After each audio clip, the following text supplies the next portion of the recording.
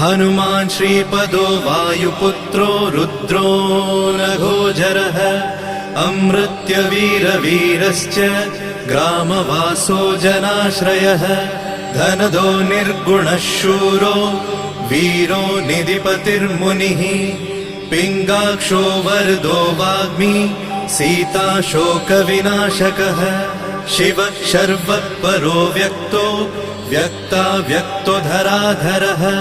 पिङ्गकेशः पिङ्गरोमा श्रुतिगम्यः सनातनः अनादिर्भगवान् देवो विश्वहेतुर्जनाश्रयः आरोग्यकर्ता विश्वेशो विश्वनाथो हरीश्वरः भर्गो रामो रामभक्तः कल्याणप्रकृतिस्थिरः विश्वम्भरो विश्वमूर्तिर्